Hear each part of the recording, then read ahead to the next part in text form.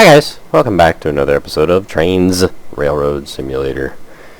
Today we're going to be taking a look at another product from Trainz Forge in the form of the Exposition Flyer Pack 2. So, a long while ago I looked at the Pack 1, which includes a Western Pacific 482. This is a continuation of that particular train pack. There are 3 of them. Eventually I'll get the pack 3. I just don't have the finances right now, so we'll get to it. But this is pack 2, which goes over the Burlington Northerns, or the Chicago, Burlington, and Quincy's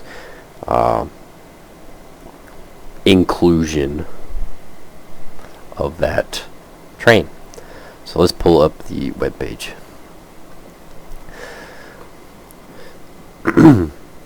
So this is the history of the train itself, which is what the pack actually goes over. The Exposition Flyer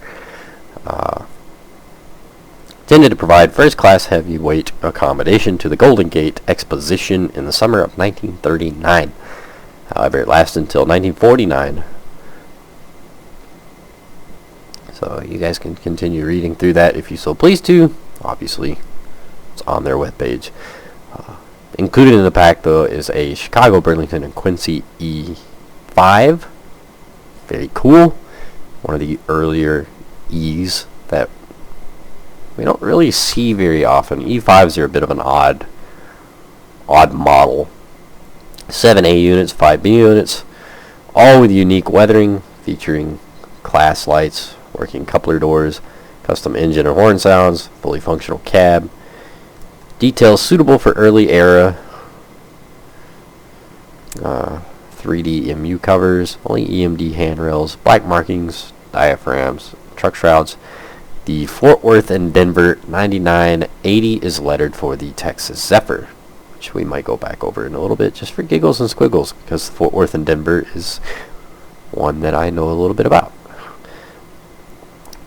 Chicago, Burlington, and Quincy cars. So you have the BA11 baggage, more with a lack of steam generating room, RPO baggage, mail baggage,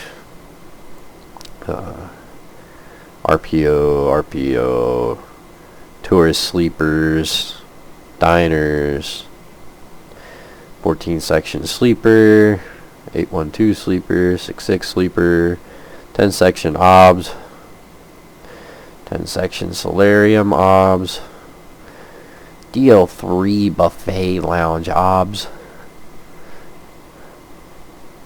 and then the thanks. So pretty decent sized pack for what you're paying for. And while I'm at it, we're gonna go over here to the edit trains real quick, just because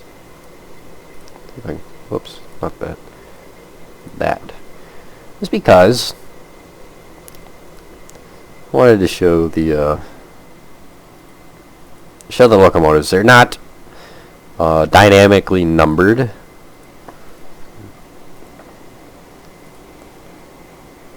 So 909, 909. So they're not dynamically numbered. You do have to go through and pick your particular road that you would like, so, or a particular number that you'd like. So you got 9910, 9910B, so on and so forth. I will F, W, and D because I wanted to. The Fort Worth and Denver Texas Zephyr, because I needed to. I thought it would be entertaining. Anywho, as you can see, get a nice pack worth of locomotives, but unfortunately they are not dynamically numbered. That is what it is. Up close, they're not half bad looking. I do believe this is one of Trainz Forge's older packs, so gotta kind of give credit where it is due. There are some things that look a little bit aged compared to their newer modeling, such as these panels right here. These lines, not the crispest. This whole area right here is not the best looking on the whole. It's not bad. It's not great. Stuff like that. It's very blurry.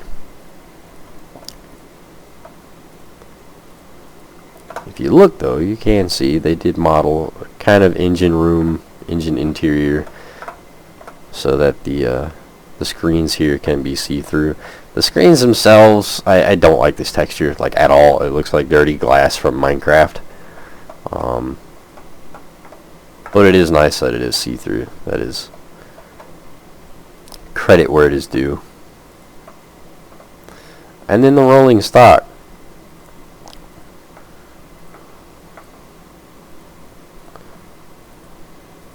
I'm not gonna spend too terribly much time over the rolling stock because a lot of it is heavyweights that we've seen before in some of their other packs or even their freeware. So there's just no real reason to go over all of them. A lot of 2D textures, very blurry. Alright. They've definitely done better in recent years, or in recent packs. There's other models that I think look better, just on the whole. Such as these, honestly, with the 3D rivets. Compare these to something like this. This does not have the 3D rivets. This does. You can definitely see the difference.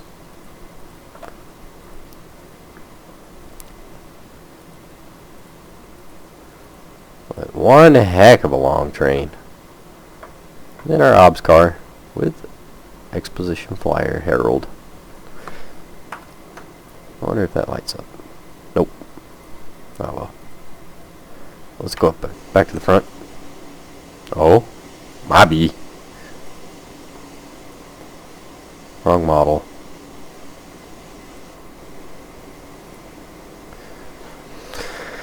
Headlight operates the lower headlight. Class lights.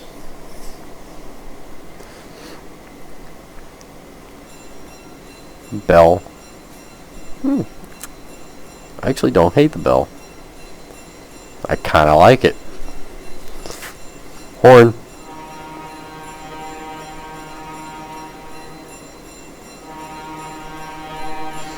Not half bad.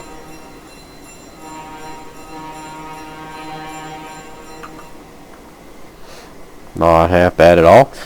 Does have a custom interior. It's alright. Got like your speedometer that you gotta really zoom in to see. And then when you zoom in, you see how very square it is. But not a fan of the texturing. I mean, I don't really like Trainz cabs in general. I don't think Trainz plays very well inside the cab. It's not at that point where it makes a good in-cab sim. But at least a cab is modeled, so there is something. I am a little bit disappointed that the that top light can't be lit. That is a bit odd. Yeah, oh well. Let's get going. So we are on the North Carolina Railroad Museum route. So obviously it's not going to be a huge route, but it's enough for what we're doing.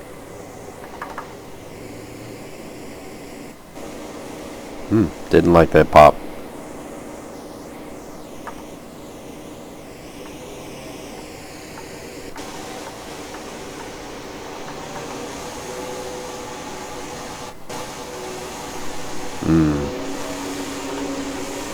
The audio transition's not very good.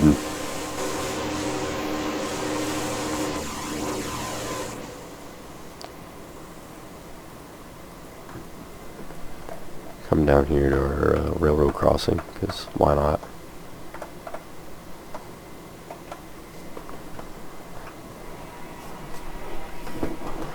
The horn from a distance sounds really good. I do like that.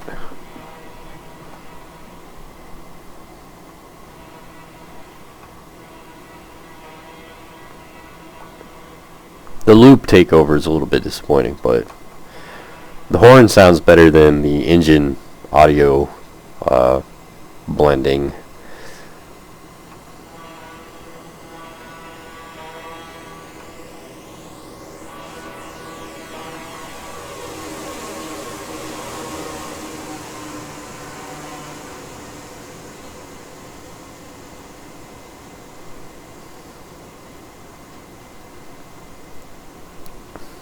No real audio to the passenger coaches. There's no clickety clack or anything. There's something.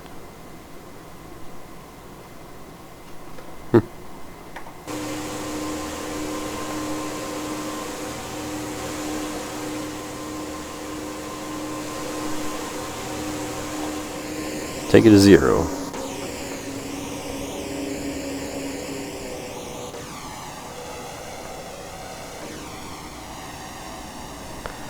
Yeah, I don't like the transition. It's not very good. It's not blended. You very much hear the popping. It just isn't great, but the actual sound itself is not bad. It's just it's the transition between different notches. It's not very good. It's very, very noticeable.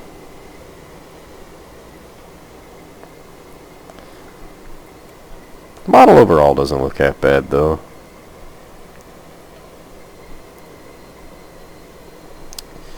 Yoink.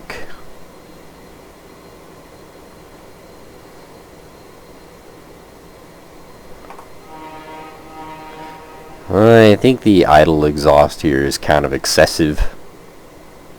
Especially considering there's like nothing coming out of the B unit. It's all from the A unit here.